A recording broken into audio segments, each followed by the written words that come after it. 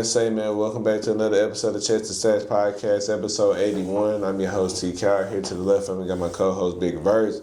Here to the right, we got my other co-host, man, the Chargers, man, of course. They just took the dub, Sam, man. And behind, you already know, we got the hostess of all hostess, Big Jess. Boy's birthday was 2 days ago, so make sure if you in the chat, make sure if you watch the video, y'all spam up happy belated birthday to my boy Big Jess, turning big 2-5. Yes, sir. But without further ado, man, it took all the way until about 10:40 for the game to be decided, man. But Los Angeles Chargers pull out the unthinkable dub, 22-19 over the Philadelphia Eagles, man. For starters, Sam, man, I need to ask you, how do you feel? How do you feel about your team? What do you rate this performance from not only Herbert but the rest of your team, and your realistic expectation for your squad moving forward? Yeah, this was a scrappy game. Glad we came out with the dub for sure. Defense balled out. I'll highlight that first. Defense balled out. Secondary, I mean, we had some mishaps back there, but I think overall defense played pretty well. You had Dante Jackson out there covering up AJ Brown and making plays. You had Cam Hardy had some plays as well. Tariq Steele had some great plays. You had Tony Jefferson with the game-winning pick, and you had RJ Mickens with the almost pick. And D-line, they look a little better. They're getting back there to the quarterback pretty often, but it's just all about just capitalizing on those big plays, preventing those big plays from happening. And we had a lot of big plays that happened that they missed. But offense, it's just sloppy. Like, the game was sloppy in general. Like, to be honest, how I rate that game? You said rate the game? Yeah.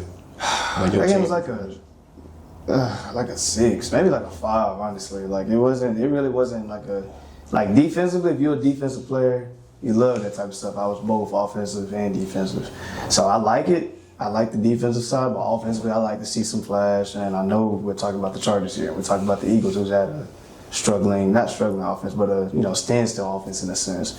So, I rate that game like a 5. But back to the Chargers, man. Offensively, I mean, if we don't draft high quality O lineman this year, interior O lineman this year, hey, same thing gonna happen next year. We're gonna be struggling with Bradley Bozeman, Trey Pipkins, and Mekhi Becton. Like, we have to sign some guys. Like, I think this game, even though we came out with the dub somehow, like, it exposed the interior D-line. I seen it a lot tonight. Bradley Bozeman missing blocks. I mean, you're letting Jalen Phillips run right through the middle, pop Herbert in his mouth. Zach Bond having a game. You got, who else was old boy? The other linebacker bomb. Nakobe Dean. You got Dean back there making plays. Shout out to Dean, he a baller.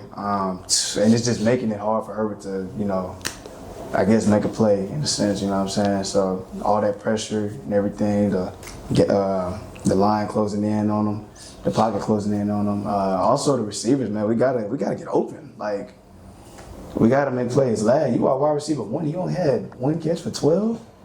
Like, I know Cooper DeJean is like that, but come on, bro. You wide receiver 1. You was a top 100 player last season. Come on, bro. Like, we expect more from you. You know what I'm saying? But then again, you can kind of look at the scheme of the offense. Greg Roman is not. I don't think he's the play caller for us, honestly. Like, he has his moments where he is good, and then he has a lot of moments where he's terrible. You know what I mean? So we've had only week 1 through 3, he looked pretty good, and you could say that injuries played a part in that. And that's true, but you got to be creative. I don't think that stops guys like Sean McVay or Kyle Shanahan, those type of guys. Like, they still come up with ways with their backup roster to make something happen. I think Greg Roman has to do that. But I will give credit to them for putting guys in the spots that we were, hurt the most. Like O-line, for instance. Like, yes, we still one of the worst in the league, but it looks a little bit better. You know what I mean? But overall, though, man. Pretty solid. I get a scrappy win, but solid win by the Chargers. You know what I mean? Happy about that. Glad we 9-4, but I don't see us going too far in the playoffs. So I'll be honest. Yes, I'm a Chargers fan, but I don't see us going too far in the playoffs. To be real, I think maybe we can make it out the first round. Call me crazy, yeah. Maybe we can make it out the first round, but that O-line, like the interior, to be specific, nah. That's dog food. That's cake. Like, like it's bad, man. It's bad, and this is gonna continue to get Herbert hit, and he could be out. You know what I mean? So, but I guess I can say I'm proud of the guys for that dub. So yeah, what y'all think about the game? Philly trash. Philly trash. Y'all trash. Honestly, watching that game, I don't believe anybody deserved to win. I mean, it was just a sloppy game from start to finish from both quarterbacks. I mean, even though Herbert did have surgery, you can make excuses for days for some of these guys out there. But at the end of the day, if you're on the field, hey, it's no excuses out there. So Herbert and those fumbles, Hurts and those picks. I mean, I just don't. It was an awful display. But at the end of the day, Herbert somehow, shockingly, he was the better runner out of the two tonight, and that may have just decided the game, quite honestly. Hurts, 2 rushes for 4 yards. Herbert, 66 rush yards. That's the whole difference in the game. On them third downs, when your receivers are plastered by them DBs, you got to go make a play. You got to go be that guy. Yeah. And unfortunately, I mean, Hurts showed you he didn't throw not 1, not 2, not 3. He threw 4 interceptions. 4 interceptions and a game-losing interception in overtime. That was forced. Philly, man. I mean, my Philly fans, I mean, now please, this is the time to attack me because y'all talk so big and bad whenever y'all up, but the moment stuff don't go your way, all of a sudden now you're quiet and then we going back to Super Bowl runs a year ago. Like, we in 2025, baby. Hey, come talk to me. Everybody wanted to come on the pod because they had a lot to say. On me. Hey, we got a lot to talk about, man. We got a 21. We got a 21 for 40, 240 passing yards, 0 tuds, 4 INTs. Almighty Jalen Hurts, right? Top 10 quarterback Jalen Hurts, right? Super Bowl MVP Jalen. Hey, that was a real Super Bowl MVP performance tonight, baby.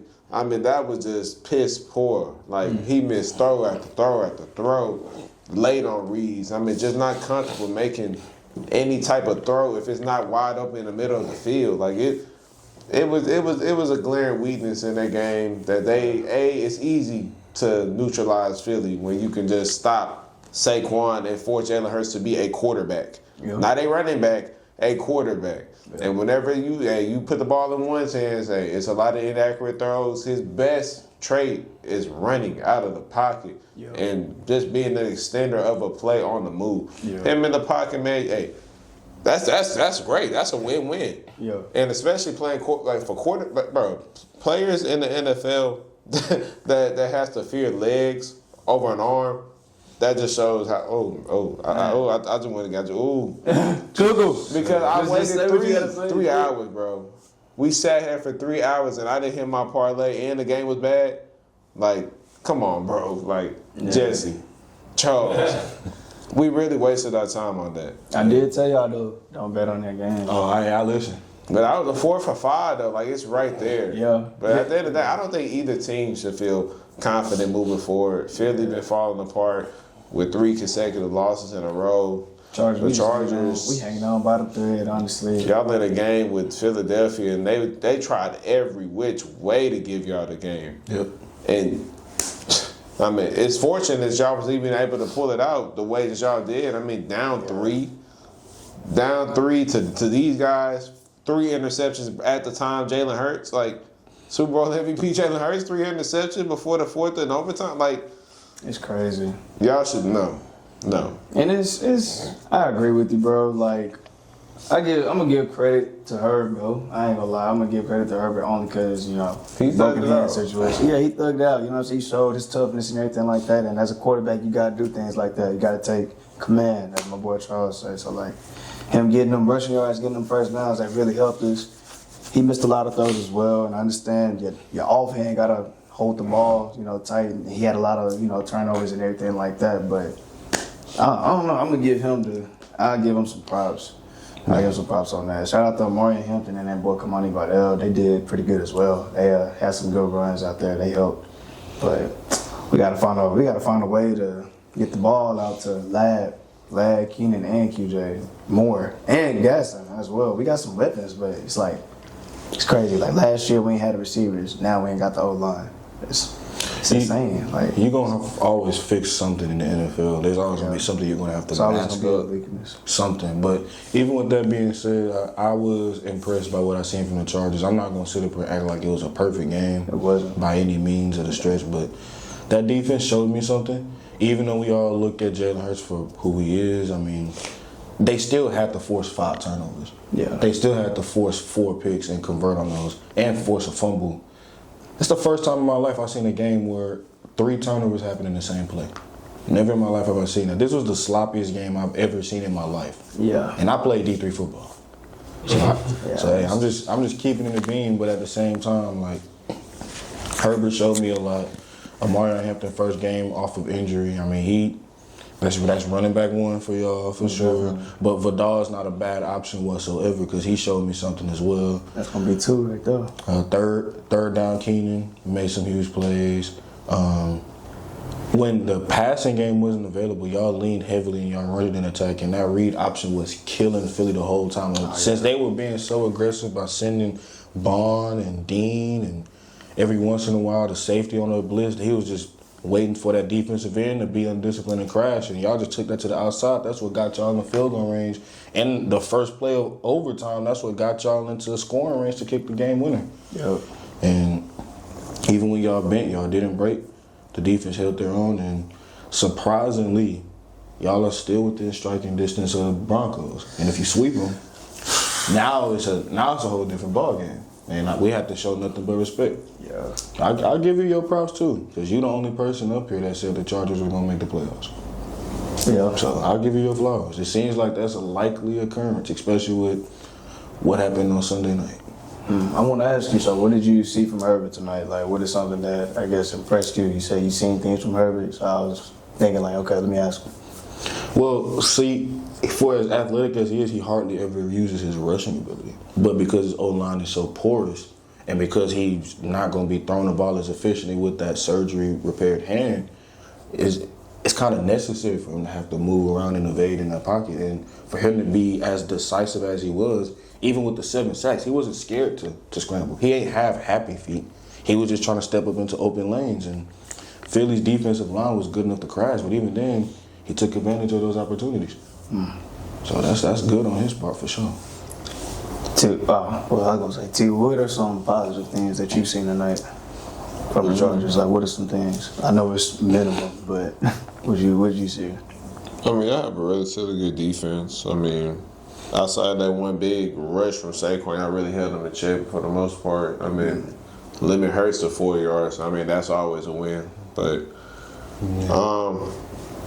I mean, I can't really even tell you truthfully. Like, it's little wins. Like, I mean, y'all have a good defense, but we knew that already. Y'all offense, I mean, that's a tremendous concern that you're gonna have to worry about going forward, especially going up against some of the level of defenses, if not better offenses in the AFC. Most definitely. I mean, you got the New England, you got I know that we under y'all, but the Texans, we the hottest. I feel like we the hottest team in the AFC right now. I mean, the way that we're playing. Right.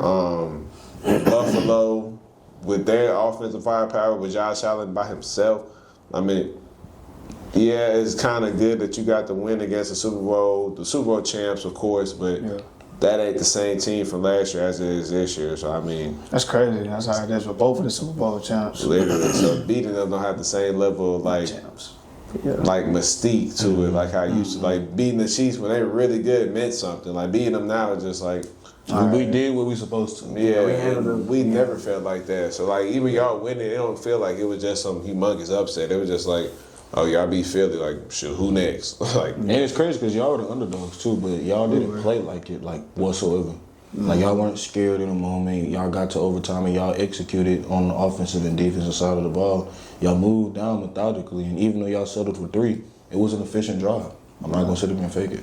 I mean, sure, with the offense that dysfunctional, man. I mean, it was only a matter of time before the losses piled up. Thanks. Yeah, you can't lose a game when you force 5 turnovers. You can't. Which NFL team that's sitting close to 500 is most likely to go on the late season playoff run? A late season playoff run. Pushing close to 500. I'll probably give it to Carolina. Carolina NFC right now. I think if the playoffs started today, they would be out. the 9th seed. They still under some people, but They don't have to worry about nobody other than the Bucks, because as long as they win their division, they in. And I don't think they played them yet. and I think they could be the most dangerous team in the league too. Because when Bryce Young is on, I ain't gonna lie, it's like he either Tom Brady or he Johnny Manziel. It's one or the other. He either really good or he really bad. So it's like their defense is already good. They have a really good defense, but Bryce Young, when he's on, I'm not gonna lie. I mean, he beat the Rams, and that's Matthew Stafford, MVP Matthew Stafford. That was 30-2 at a certain point. Yeah. So, if I had to say anybody that was pushing close to 500, I would probably give it to them. Y'all gonna hate me for this one. Why do I got a feeling who you about to say? Who? The boys out there in Dallas. Think higher up north. Broncos. They not pushing 500. Are you talking about Chiefs? They not under Higher up either. north. I say the Steelers. How that? Yeah. The offense is not exciting. Bless Bless. The offense not exciting, but they do what they need to do to make sure that they get what needs to be done taken care of. And winning in Baltimore, granted for however controversial of a game that was, like, you have a head-to-head over them. You have them boys up in Heinz Field later on in the year, and you take care of business. And with how terrible that division is, 9 wins can get you in. And they are 2 games away from that. Because it seems like all the top dogs are imploding, and Baltimore is one of them. But also, too, the defense hasn't played to the level of expectation that we thought it would. So they're kind of in the same situation of the Texans, where it's like if the defense finds a way to get back to that level. If you watch the last episode, he say everybody use that word. Oh man. But nah, Jalen Curry.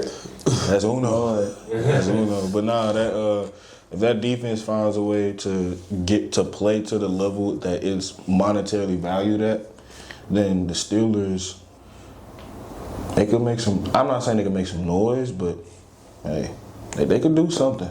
They could spoil a lot of people's playoff hopes. A team that's right at 500.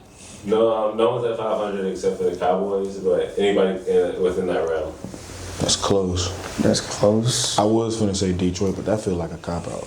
Yeah. Man,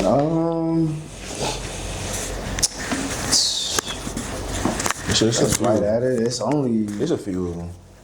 Carolina is at 538. Go ahead and say Miami. As much as Tampa. They real. they had 538. Yeah, they real. 538. Cause I was gonna say Dallas, cause Dallas right at 500. Go ahead, stand on it. Okay, I'll go ahead and say Dallas.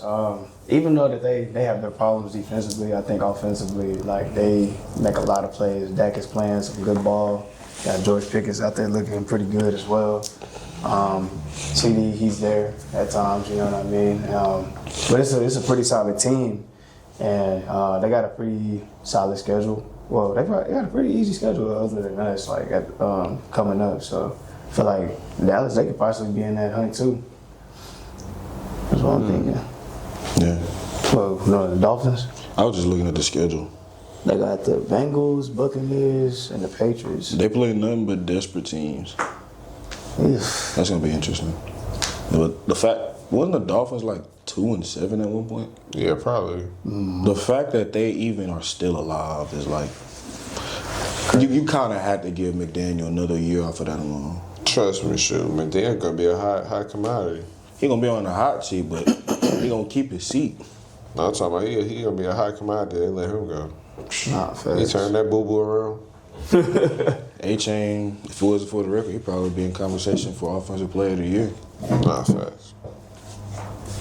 After about 6 weeks of NBA games, is there an NBA star who's shown the biggest leap in their game? And what do you think they've improved? Jalen Johnson. Really just all around game. For starters, he's going to be a first-time All-Star. On top of that, if he keep up this level of play, he's going to at least make third-team All-NBA. I mean, that's a guy right there that, I mean, before he got hurt for the end of the season last year, he was really showing flashes with Trae Young. But now since Trae Young has left, now Jalen Johnson gets more of the onus on offense. It runs through him, and he's running that point forward.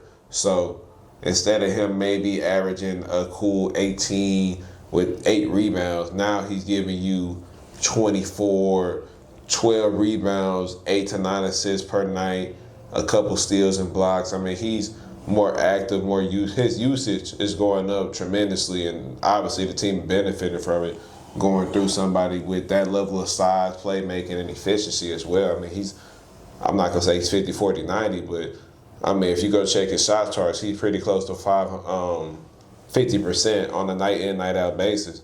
And that team is like well built. If you like slowly but surely been paying attention to the Atlanta Hawks, I mean, without Trae Young, they have size. They don't have any limitations on defense now. You got Dyson Daniels, which was obviously a first-team all-defensive player. Then he went deploy. If I'm not mistaken, like you have the deploy on your team. Yeah. Everybody keeps forget about Zach Ricochet, the first overall pick. Like, Zachariah Ricochet. Yeah, he's not a bad player at all. And the Kongu, I mean, sure, he's a underrated, really good center with Nickeil Alexander-Walker. I told y'all that. So, I mean, just that makeup of that team, Jalen Johnson is like the missing piece. Or not the missing piece, but they were missing an actual number one to take that team to places that they haven't been in a very long time, and now they finally have that. So Jalen Johnson is by far the most break. He's an all-star. He finna get paid whenever his next time is up for sure. But he's showing why he deserves to be an all-star this year. He probably already is a star, but I can't ignore the leap. Tyrese Maxey. 5 points per game increase when you finished last year at 26 per game. That's incredible. Granted, small sample size. They've played less than 30 games to begin the year, but like we thought that Philly was pretty much going to be in a dire situation of like, hey, they're not going to be competitive, especially with Joel Embiid coming off of the injury that he had, and we all know that it's sketchy whenever Paul George is on the basketball court in terms of his level of health. But just seeing his level of growth on that offensive side of the ball, his maturization of how to run an offense and how to just basically say, you know what, this is my team, my moment. The guy that's supposed to be the king of this moment is not going to be in position. It's my turn to kind of show up for Philadelphia. And for him to do it at this level, it's honestly incredible. The fact that they're, like, if the season would have ended, they'd be 7th seed in the play-in, 1 game away from the 6th seed. It's incredible. I'm not going to lie, because Maxey, he been hooping. Did he make an All-NBA team last year? No, I don't believe so. This will be his first time if he keep this up, because you can't ignore over 31 a game. You can't. Mm-hmm. Third in the league. I got to say Tyrese Maxey as well. He's been balling, averaging 31.5 points. He's third right now in the league in scoring. 31.5, man. He's made a tremendous improvement, and man, he's basically like their number one option on the team. Now he is, honestly.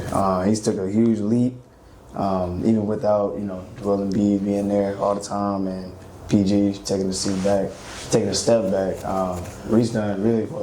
Maxey done really got better and showed why Philly should have drafted him and everything. So, yeah. Right. Which underperforming NFL offense is one coaching change or a scheme adjustment away from being top 10?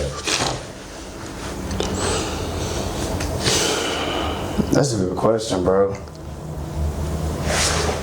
Ravens? No. I think so. Everybody thinks Harbaugh should be fired. You said an offensive scheme?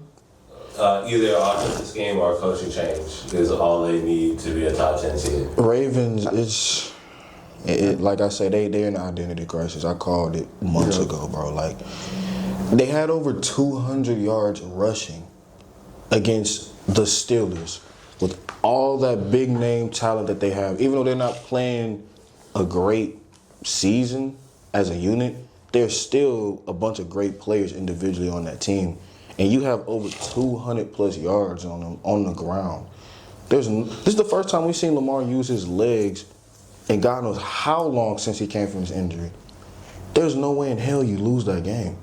The fact that you guys were ranked to start the year as having the best roster in the NFL and PFF, and you ended up in a position to be seen as one of the best teams of all time to never win a championship during this run since Lamar's been on the heater with all these MVPs, and you're underperforming to where this is your record?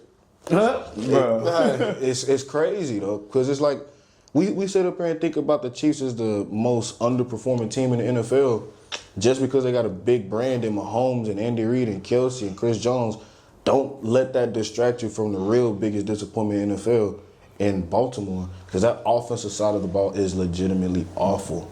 Lamar's been playing terrible. Derrick Henry's being utilized extremely well in one week and underutilized the next. The receiving game is crazy awful. It's pretty much tight end or bust in the offensive line. We already know what they're saying about 77. They treat him like a terrorist. They treat him the same way we treated Tunsil. So you just need a retool, and that retool might just have to start at the coach. I guess for me, I'll go Las Vegas Raiders. That's a team that obviously we came in here with. I mean, I know not everybody came with the highest expectation for the Las Vegas Raiders, but I know at least for us, we thought they were going to be competitive within that last wild card spot. Bringing in Geno Smith, adding, another year of Jacoby Myers with Brock Bowers, adding Jency to that mix, and a couple rookies out of that class with the players on defense that we know, obviously Max Crosby. Before Christian Wilkins and his little weirdo stuff he had going on, but That D-line pretty solid. they was expected to be relatively decent and compete, but like I'm assuming the Pete Carroll regimen with Geno, the connection doesn't work in Vegas like it did in Seattle. Geno Smith, he's a turnover machine. I think it was a mixture of play calling and the QB play. They was extremely disappointing this year. Geno Smith has regressed tremendously, and obviously he's probably one bad season away from being in Davis Mills territory as one of the best backups in the league. Marcus Mariota's, he's getting closer to that because obviously the younger the quarterbacks are that's coming out that's highly drafted and highly thought of, all they do is look around the league, who's low hanging fruit. Mm-hmm. Who's guys that's not already making max money, or we can bench him easily without the drama and the chaos.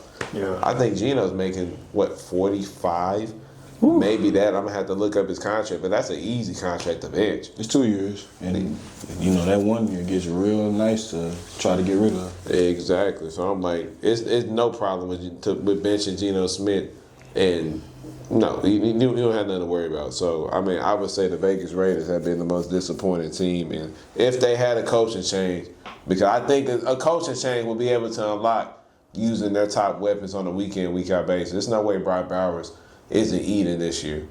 He ate with Aiden O'Connell. How you eat with Aiden O'Connell but you don't eat with Geno Smith? Like, let's be serious. Yeah, I agree with you. For me, there's a couple teams. I guess I'll point out the most obvious. I'll say the New York Giants. I feel like they're missing the coaching change, honestly, which is gonna happen. But I feel like they're one step away. They're a coach away from having like an elite offense. I'll say that. You think it's coaching? Yeah, offensively, yeah. They were solid. It was like defensively as well, because defensively, they didn't really have a good coach either. But like offensively, I feel like that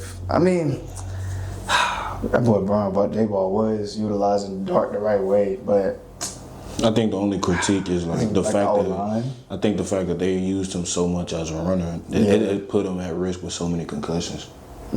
That's probably the only critique I got for him. Yeah. Change that, scrap that. I say the Browns are a coach away from being a pretty solid. Well, I can't say elite team. Really, the question was top 10. after a new coach? Top 10 after a new coach. The Browns really know, but like They be a good team though. They look better. They look nice with Fanning Jr. and Jerry Jeudy and Quinn And Shaw. Joku, Samson, Shedeur looks pretty good, pretty it's not promising. a bad organization. It's just They not just need a bad. new coach. It It is a bad organization. It's a bad organization for sure. But like, I think if they get off is it Stefanski or is it the? I don't know. I don't know. Because Stefanski's not a bad coach. He's not. He's won Coach of the Year before, so it's like, what's up? Like, Maybe it is the fact that this is a new year. I don't know. Like, I don't even know, man. is just Joe Flacco really that good to where, like, the second he leaves your organization, you can't get more than 3 wins? Yeah, I'm not even sure, but man, yeah, I think the Browns, they're one coach away from being a pretty solid offense. I'm not gonna say top 10, but they could be maybe like top 12, 13, maybe. That'd be pretty solid. So I'll get the Browns. Who's the first NBA coach you think is secretly on the hot seat? Doc Rivers. Ty Lue? What? I can see that. Hey, how many years is Ballmer gonna give, bro? Shoot. Like, I understand the Kawhi situation is bad, but like, it's just been, what, a decade since he got there? When you realize the coach ain't the problem, So what is the problem? the players. Hey, somebody got to be the leader of that sinking ship. Shoot. Might as well be the captain. Hey, you keep paying that coach. I mean, you keep paying that star player all that money to be on the sidelines for half the season, and shoot, you gonna keep getting the results. You gonna keep getting. Is it really Tyronn Lue though, or is it like the upper house? Because it's been a management issue for a long time. No, in LA for with the Clippers. sure. I'm just looking at it from the standpoint of like who gonna end up getting the blame and who gonna end up on the chopping block most likely, because they got to sell tickets. They're not getting rid of Kawhi. They're not getting rid of Harden. You know what I'm saying? They sold all their first round picks. Exactly. Like, they ain't got somebody to come off to get some like capital. they have a bad season. They gonna give y'all the number 1 overall pick in the draft. Like, they already dealing with a scandal. They already dealing with so much stuff under the table, the shady business, the shady practices. Yeah. You seen what they just did to CP3. Like, man, somebody at the end of the day, somebody gonna be most likely to end up on the chopping block. It's probably gonna end up being Tyler. They really thought they gonna win with a team full of umps. No, man. All them guys like Sean did. They got a guy on there under 25. It's crazy. Nick Batum is out there, bro. 4 quarter yellow white. I remember, bro, when I was like 12. That's crazy. Like, hey, it's crazy word. We're gonna get into it in a little more depth a little bit later. But do you think Shedeur has shown that he's the clear franchise quarterback for the Browns? 100%. Yeah. Yeah. Yeah. I mean, Bryce, you been putting up your wrist for a long time, so I mean, I guess your arm a little sore now for all that flexing. But hey, I mean, Shedeur Sanders earned it, and I think we can all appreciate the journey, the process of how he got it. Like, it wasn't given to him. He wasn't picked a top first round quarterback. He wasn't even picked in the second or the third. He was a 5th round quarterback. Obviously, we knew he kind of got blackballed in that standpoint, even though I knew he wasn't the first round pick, and I like Darden Ward over him. I didn't think anybody else. And maybe Show. I really like Show coming out, but Shedeur should have never slid no further than 3rd round max. He should have been top of the 3rd. There's no way he slides to 5th. But he showed promise week in and week out, man, being able to stretch the ball down the field vertically. That's all they needed. All they needed to just show a different product, to bring fans into the stadiums. I mean, at the end of the day, like, their product was dull. It was boring. Like, just like how Jackson Dart is doing to New York, Shedeur Sanders is doing the same thing in Cleveland, Ohio, rebuilding a fan base and rejuvenizing a community that wants to go out and support a team that's worth watching. I mean, the Jerry Jeudy connection, from them going back and forth on the sidelines, it looked like they in there hated each other, to throwing 60-yard touchdowns, and Jerry Jeudy having one of the better games of this season. Like, a night day difference. Wide receivers are actually excited running routes because they have the potential of catching the pass further than 10 yards. Like, it's the little things. Like, a guy that's going to actually, like, you're going to run that route a little extra hard knowing that you got a realistic chance of making a play or getting an opportunity to make a play. They didn't have that with Joe Flacco and Dylan Gabriel, whether everybody want to like it or not. And to say that the Cleveland Brown defense have been one of the best units in the league, I mean, shoot.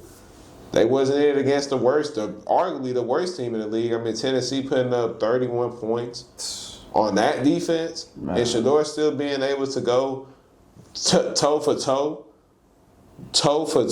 with that offense that we've seen multiple quarterbacks come out there and struggle to even put up over like 10 points in a lot of games. Like, I think we got to give credit for what it's due. That offense has never looked this good. Shedeur has, every single weapon on that team is being exploited. To Harold Fannin looking like for a start, he took over tight end 1. The Njoku, his backup at this point, because Fannin, his run after catches, I believe he's second in the league with Gak. And I think behind rookies, he's a menace. And then Jerry Jeudy, he's not a wide receiver 1. He's not. But in that situation, with the complement of backs that they have in Sampson and Juggins, shoot, that's a good little mixture to have to start off your first little year with. And that line is not the best, but it's not the worst.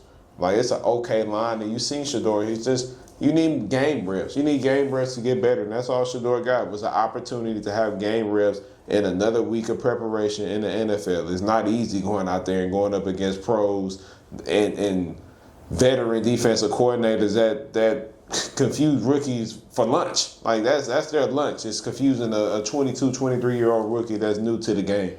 And to say in his third start, he went out there and put up over 300 yards, 4 tuds, and didn't get the chance to end that game because Kevin Stefanski is trying to sabotage my boy rookie season. That's a fireable offense. Yep. And he's a hell of a coach. He's a 2-time coach of the year. And he did that. I think that was petty. I think that was it was so, oh my goodness. It took the win out of yourselves to realize that they didn't give you the chance to win the game. Mm-hmm. Which receiver in the NFL is being held back the most? I think we all. By their quarterback situation. I think we all know the answer, and it's not even close. Justin Jefferson. That is miserable. Bro, this game he had 2 catches on 4 targets. And granted, they won, but it's you're in a position where you think that you found your guy in J.J. McCarthy. You think that the Vikings struggle, and then all of a sudden he looks bad and he's having these injury problems. So you go over to Carson Wentz, and Carson Wentz is Carson Wentz. So you go back to 9, and 9 ends up getting hurt again, but you don't really have much of a backup plan. So I don't even know the dude's name who ended up putting up a stinker. I don't know who he is, but the only thing he's going to be known for at this moment in time is looking the closest to Will Levis from last year with all the turnover-worthy plays he had. Mind you, that defense, I think, only didn't give up a single point on offense. No touchdowns. No offensive touchdowns against Seattle. And all of a sudden, they ended up losing that game by 26. Now this week, you end up shutting out your opponent in Washington, and you're telling me that your best player on your team has only 2 catches on 4 targets? That's awful. This is the same dude that was getting into territories that was only seen from our lifetime of DeAndre Hopkins, where it's he's QB proof. Now, the way the season looking, Justin might not even touch a band. And that's completely unbelievable for a guy who was on a fast track of being the closest thing we've seen, productivity-wise, yardage-wise, and age-wise, to Randy Moss. And I say that not lightly because that's actually true. He has been statistically on that trajectory. Yeah, he has. But the problem is when you have such inconsistent quarterback play and you're getting all of these quarterbacks in and out the system that seem like they don't deserve, it's a stretch to say that the best quarterback that you've ever had on your team was Kirk Cousins. Oh man! And you see what he's doing. It's a shame they got rid of Sam Darnold because you see what he's doing out there in Seattle. But it's For me, it's Justin Jefferson by a mile because there's no way in hell he should be this deep down in the depths of hell at wide receiver one. I think I got it. Unanimous? I don't think it's an argument with me. Yeah, that's not an argument at all. I mean, we can That's another man. probably AJ Brown. Nah, he happy. Shit, we just seen him today. He losing, but he getting his. Yeah. He losing, he getting his.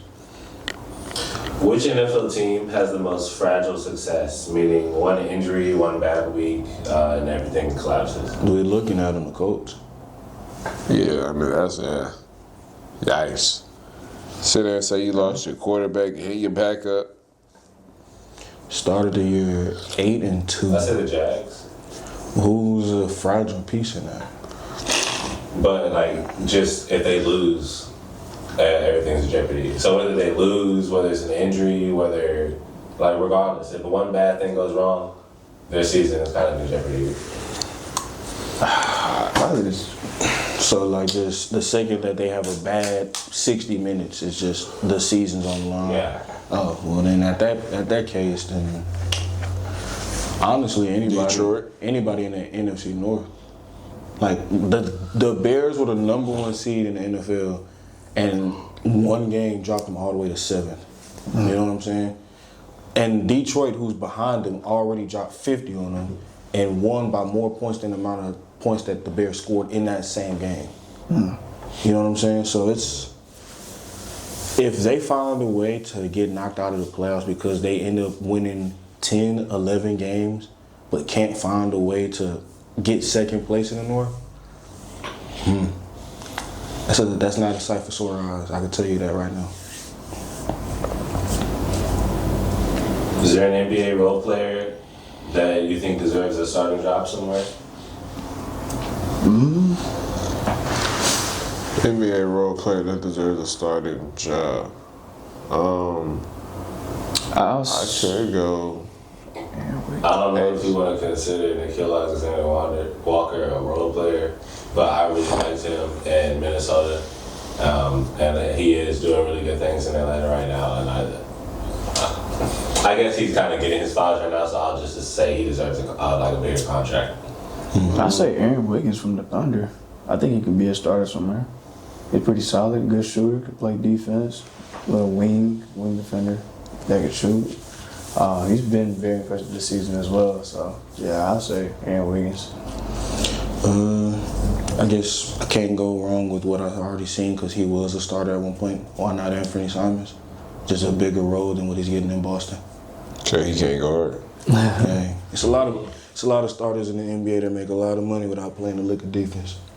Sure, I don't think he get enough on offense to have that same leash. Put him on Washington. What was that dude's name? I was just thinking of AJ Mitchell from OKC. I like him. Obviously, I mean, his role has reduced since Jalen Williams has returned, so he's not asked to do as much heavy lifting as he used to. But I mean, when he was out, he was extremely impressive in the minutes, especially playing with Shea, being able to play on ball and off ball. His on ball defending. I mean, he was just. They ain't gonna have to pay him as well. And on crazy on top of that, they got people in the back in storage. They still got Nikola. What's his name? Nikola Topic or Topic? Yeah, like they still got him. He was drafted 12th. He just been unhealthy. I don't know. So I mean, they have an abundance of riches, but I mean him for sure. He could be a starter on a lot of NBA teams. He's a good 3-level scoring guard. Houston. If we had the chance to get him, I would love to get him. Would you say Chris Paul? Just on a bad team, but a team that's desperate, that looking for a spark? I'm not a fan of Chris Paul. I ain't saying As a starter either. Like 40 years old, shoot. I mean, he's really regressed. Yeah, like, I think it would be a good veteran presence. so. Bring him to his home. Take him to NOLA, where it all started. You know they ain't doing nothing with Zion. It ain't pretty there either. should let Jeremiah Field rock out. All right, man. Once again, we got the best power rankings in all the sports media, man. We got TCal's power rankings, man. Big verse, Sandman. Trust me. I know what I'm talking about. Starting off at 5, man. Starting off at 5. I ain't gonna lie, it's gonna be a tight list. An extremely tight list. But it's fluid. I got the Denver Broncos. I know Denver is first in the AFC. They're 11-2, but I mean, I just don't really like them. Like, they're pulling out close games against really bad teams. I've been saying it for week on weekend. It's going to dang near get repetitive, but they give me Minnesota Vikings type vibe. It's never just a dominant win. There's always they play down to the level of their competition. And quite frankly, it's going to catch up with you eventually. You keep winning these close one-score games. And Denver, they just don't impress me. Not as far as being real contender. Despite their record, I'm not really too impressed with what I see with them. Going to my number 4 team, I got the Green Bay Packers, man. Green Bay has reclaimed the thorn of NFC North's champions at the moment.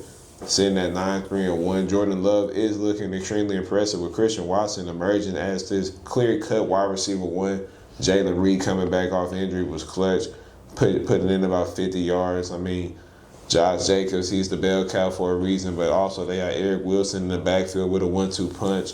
Luke Musgrave has took on the Tyler Kraft role, and Tucker Kraft, and he's not the same as Tucker Kraft, but he gave them some good work this past Sunday. But they beat the Bears. It was an extremely impressive dub. There was a lot at stake, and they went there and took care of business. So, props to them, and they looking like one of the most dangerous teams in the NFC. But going to my number 3 team, I have the New England Patriots. New England drops a little bit on there for me. They did blow out the New York Giants. Drake May did look relatively good. The defense did look good for the most part, but at a certain point, you do got to consider the level of schedule and the level of opponents that they are playing. And obviously, we done seen the memes about how New England done dang near played the first 10 teams on the draft board as their schedule. So, if you want to go off a degree of difficulty, New England hasn't had a lot, but, they wasn't expected to be as good as what they are until now. So, kudos to them. Hopefully they can keep it up. But, as the top 5 was extremely competitive this week, at least on my list. 11-2 team is my 5th team. So, you see how tight this race is. But they ain't number 2. Number 2, I got the Seattle Seahawks, man. Seattle, their defense is probably the second best in the league behind my Houston Texans. Sam Darnold, the JSN connection, man. Hey, best connection in all of football. JSN is looking to take the triple crown. I'm not sure if he's going to keep up this pace because he's kind of slowing down. I think 2K is a little far out of reach, but I think he could care less as long as Seattle can get some postseason success. But they look good so far. I'm really excited to see their showdown again against. Don't they play the Rams again? Mm-hmm. Yep, they do. Yeah, so that team right there, that 1-2 connection with them, and then that defense is ferocious.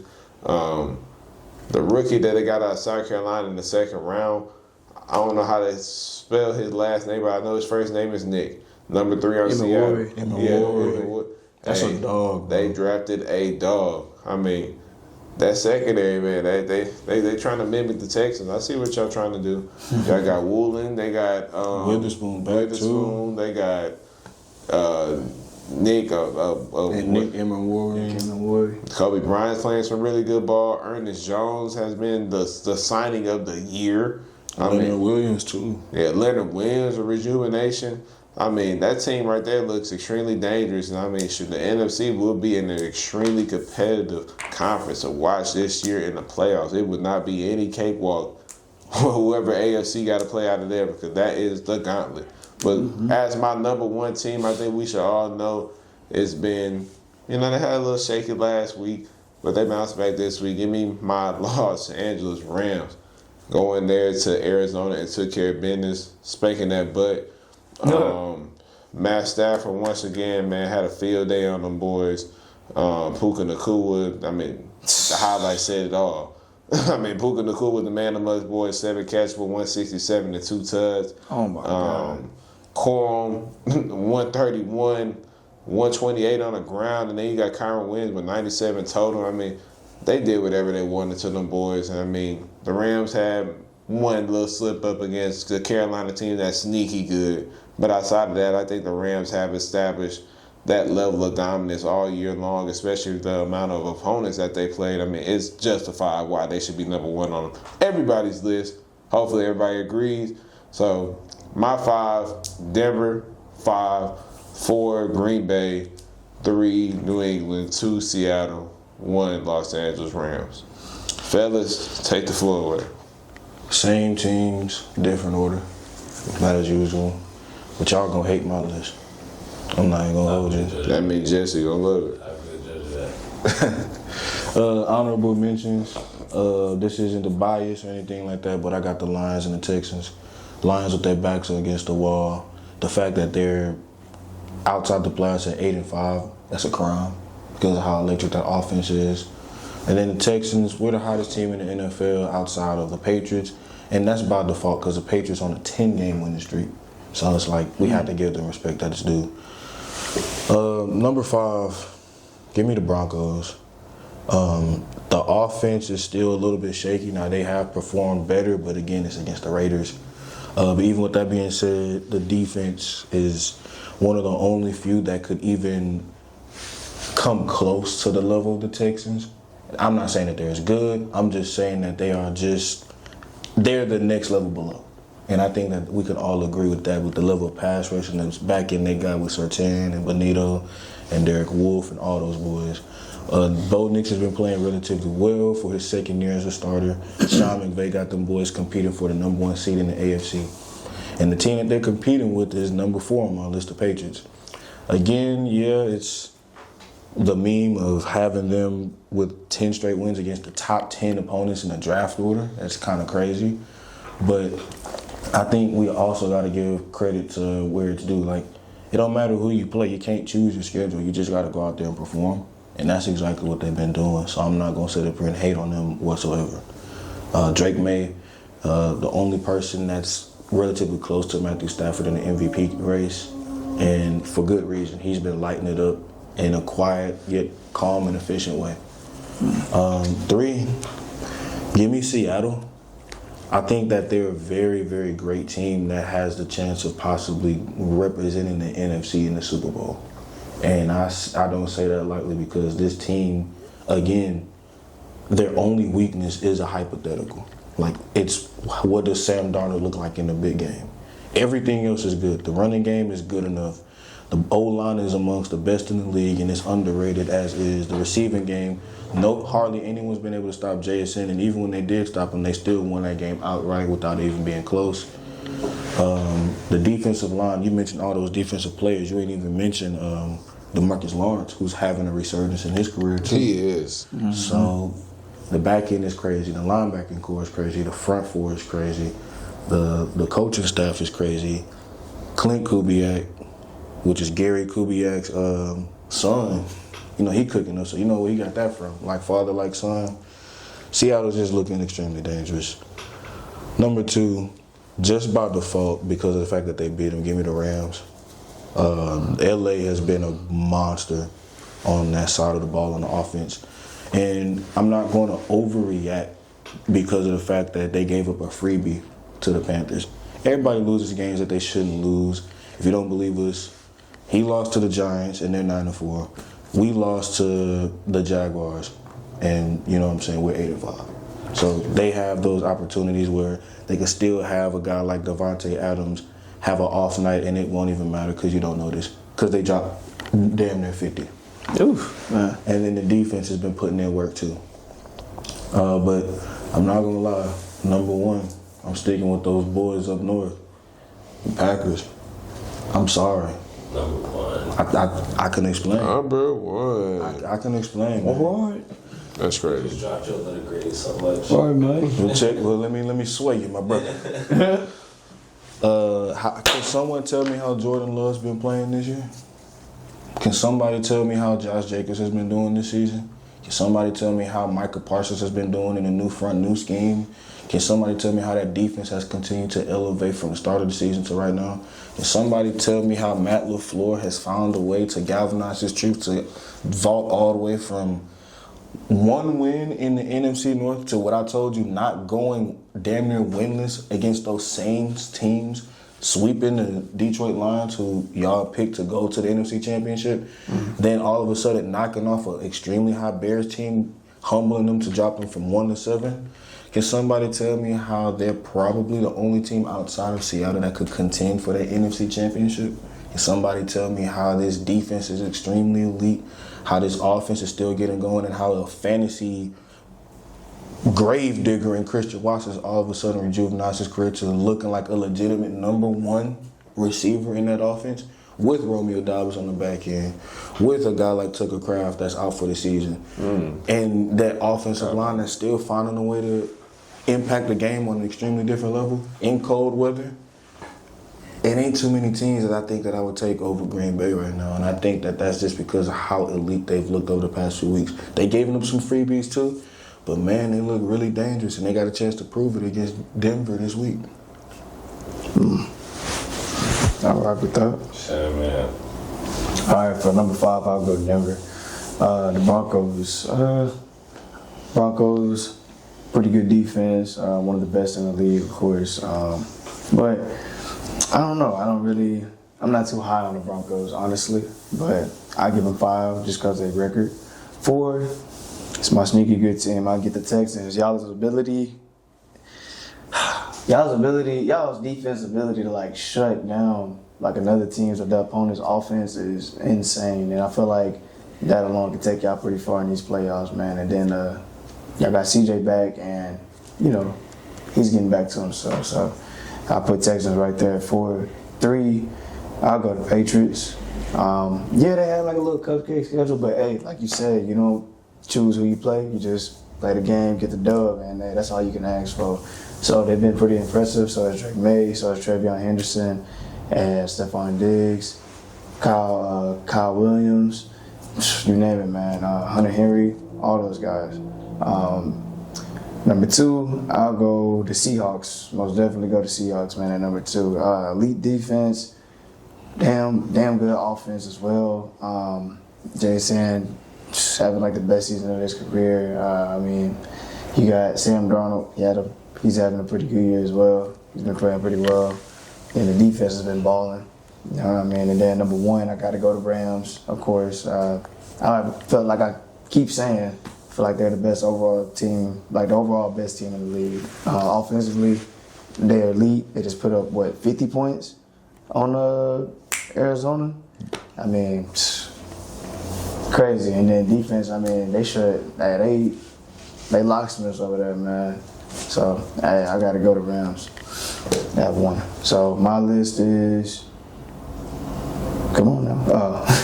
I got Denver at 5, Texans at 4, Patriots at 3, Seahawks at 2, Rams at 1.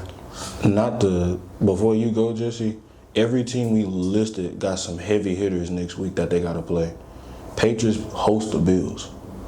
Broncos, I already told y'all, they played the Packers. The Colts play the Seahawks.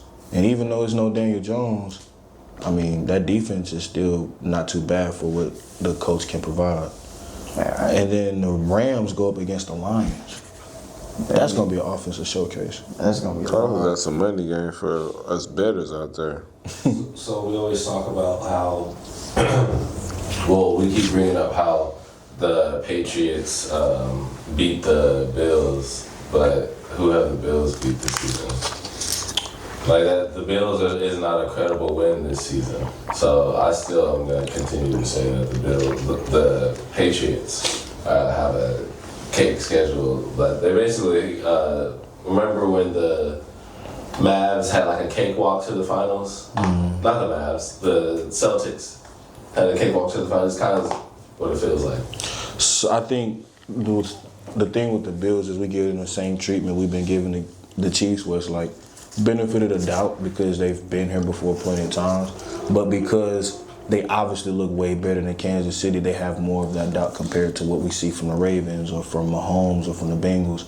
Also, too, the Bills have owned that division. The fact that they're 2 games down and they are already behind with the head-to-head and still got a chance to win the division shows that even though that the Bills, to a certain extent, have had that cakewalk of a schedule, it could kind of be comparable to the Patriots.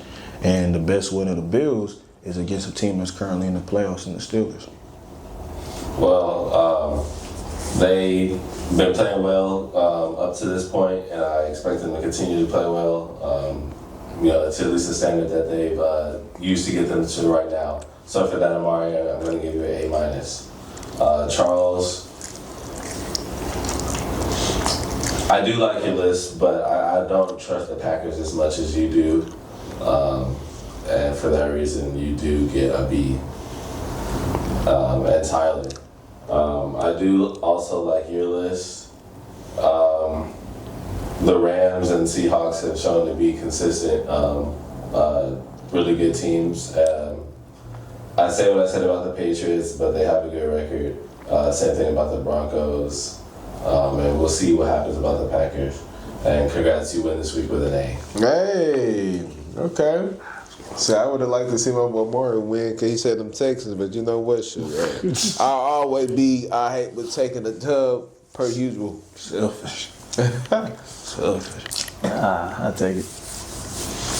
So the Houston Texans, they have started 0-3. They're currently 8-5, and they're second in the AFC South. They have the best defensive rating in the league. Are the Texans the scariest team in the AFC? Yes. Yes. Yeah. Yes, By far. man. Good. I love the sound of praises, bro. I'm very seeing Sandman. It's music in my ears. As if I'm not a Texans fan. I'll say that the Texans are. That could be questioned. Hey. Don't get that jersey. Now, I feel like the Texans are a team to.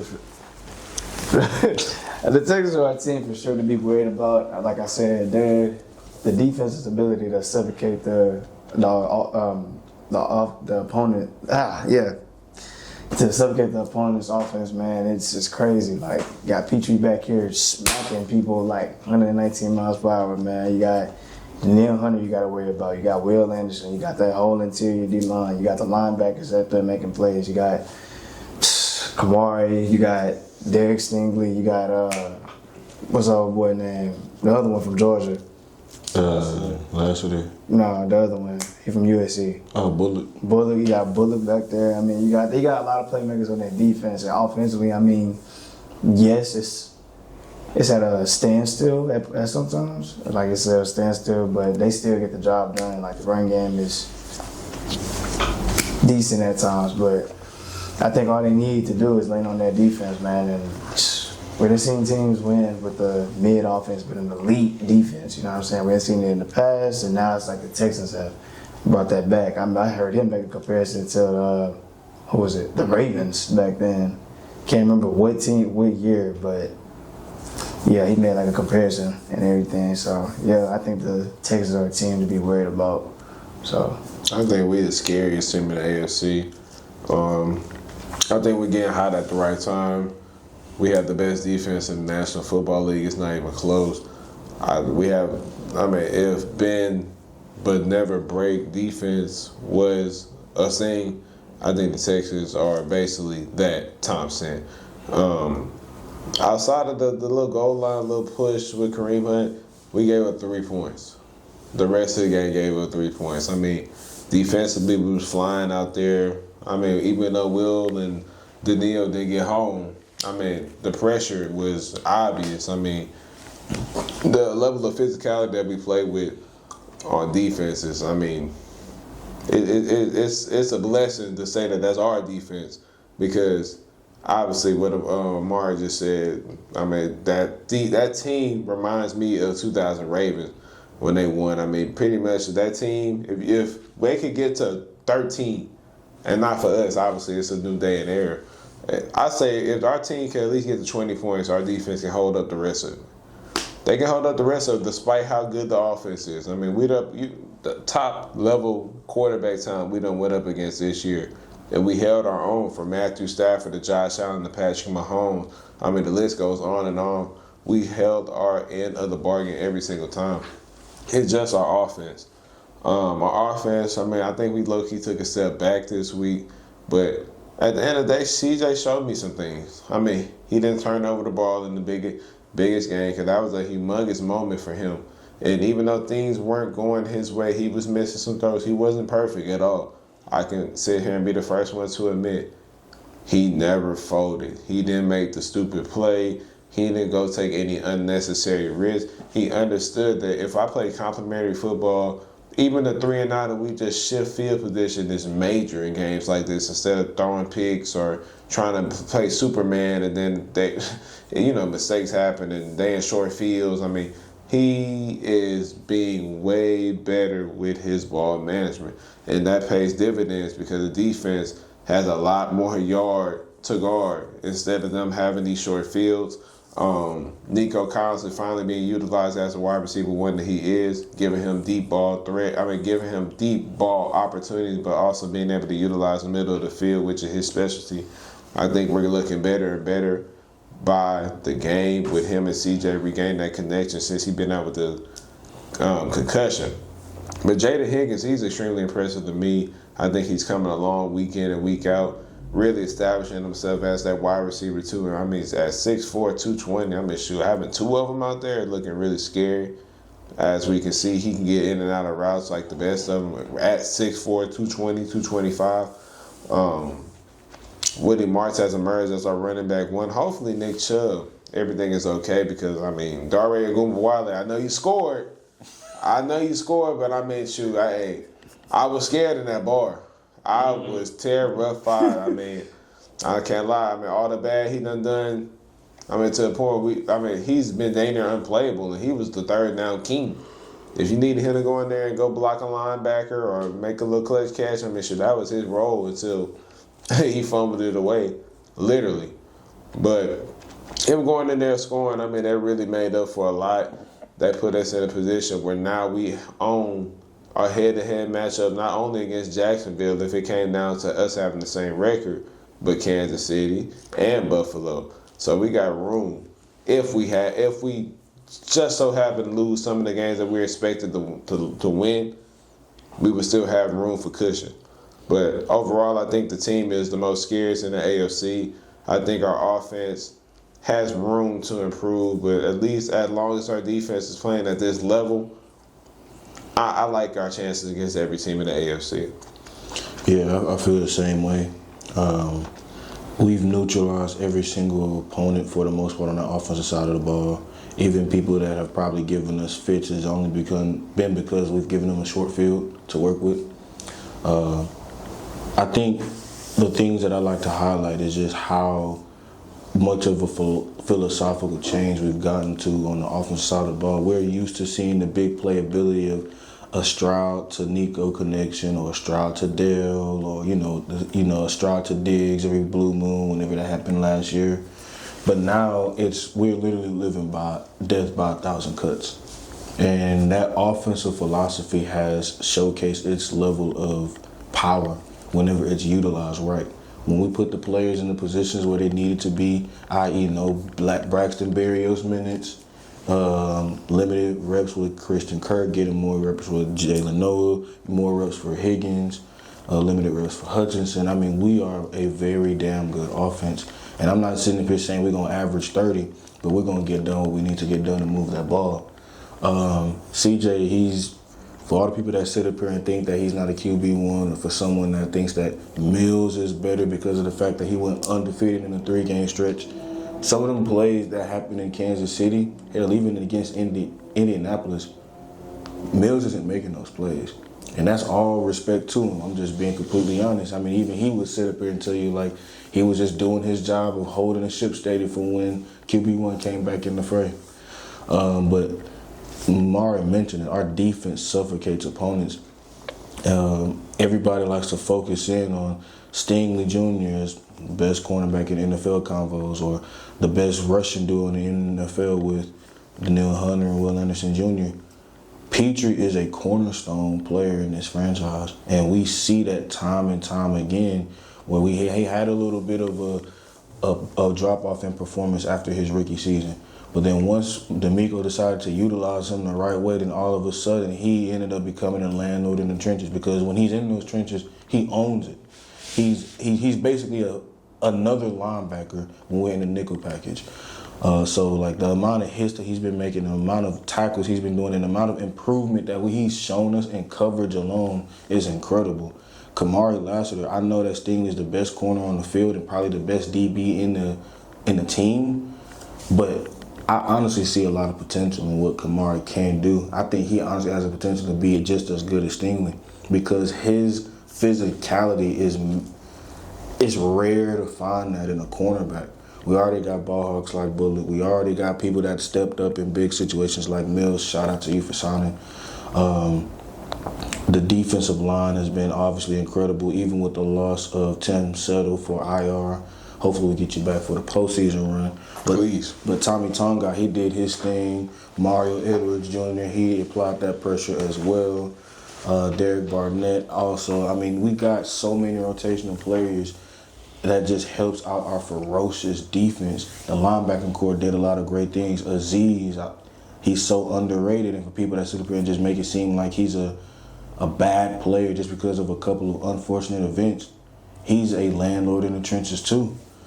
He's handled his business, and ultimately this team, we're getting right at the hot time. We have a lot of great things coming for us this season because of the fact that our offense is finally stepping up and our defense has been holding its own for so long that it's about time. Especially with all the top dogs going down in the AFC, I look at it as like, why not us representing the AFC in the potential race to get that Lombardi trophy? Yes, sir. Did Shedeur prove that he's QB1? Yep. Absolutely. I think he did. They named him starter all season for a reason, man. So, hey, props to Shedeur. That boy went through the fire to get to that spot, man. I can't do nothing but salute and be proud of him, man, because that's tough. That's tough as a football player. I'm pretty sure it's tough on his mental. So for him to go through that and shine now, so that's a good look, man. That's a good look. That's a testimony to him, to his work ethic, and how hard he works, man. So hey, what are his strengths and weaknesses? shout out to him. Who? His strengths is Deep ball ability. He just asked it randomly. got him off guard. Hey, bro. He asked that randomly. I said, Hey, bro, that was he just started randomly start talking past it. I'm like, hold on, John. I need him. His strengths. I think I'm trying to think of the word to use. When I think he's an improviser. Not just improviser, but like when he's on schedule, he's really productive. Yeah. But I think his improvisational skills is what helps out the most, because he's not the most athletic, but his sneaky athleticism, where if you don't handle your keys, then he'll do what he did to Tennessee, to your defense. Also, if he gets a rapport with the offense, I mean, he's doing this with limited reps over the course of the season. So the fact that it looks like he has more big plays than anybody else that started for the Browns this entire season. That includes Joe Flacco, that includes Dylan Gabriel. So it's like, just off of this limited game sample size, the big play ability is there. And when he's on time and he's on target and he's able to dice you up from inside the pocket, then he'll be a force to be reckoned with for sure. His weaknesses, holds on to the ball too long as usual, which was one of his weaknesses in college. But also, at times, because he when he gets off schedule, like, I don't think he had a game where he completed over 50% of his passes yet. Or if he did, then it has never been above 55%. So, like, that's definitely a major concern. They just got to find ways to scheme him up better looks on that offensive side of the ball. But ultimately, like, he's earned it. I mean, he had to fight through tooth and nail just to get to where he is. Now, it'll be interesting at the end of the year of when that season ends, do they give the keys back to Deshaun Watson, or do they hop into the draft and look for another guy, or if they end up in a position where they look for free agency to kind of take over the reins after what Shedeur's done. But I think to the end of the season right now, he's done everything that you could ask for anyone in this position to be doing. He's the best quarterback on the roster as we speak. He's the most productive. He actually led you guys to not only wins, but just giving you guys hope on that offensive side of the ball. He's running the offense as efficiently as anybody else in the rookies, out of the entire rookie class. I mean, he's played the best game out of every rookie, and that includes what Cam Ward did against him, too. So, I think he's earned it. Even with all the trials, tribulations, and the fire he's been through, he's earned it for sure. All right, that is the conclusion of episode 81 of Check the Stats, man. If you made it to the end, make sure you like, comment, subscribe. Follow us on all our social media platforms, man. We're only going up from here, man. As you can see, if you stayed up as late as what we up right now is dang near 1 a.m. in the morning. Got work too. You guys, man. We do whatever it takes, man. Love it. It's a grind. We not doing it. We not doing it for the fame, man. We doing it because we love it. And just saying, man, Versi, appreciate your services, man. We only going up from here, man. We getting better and better.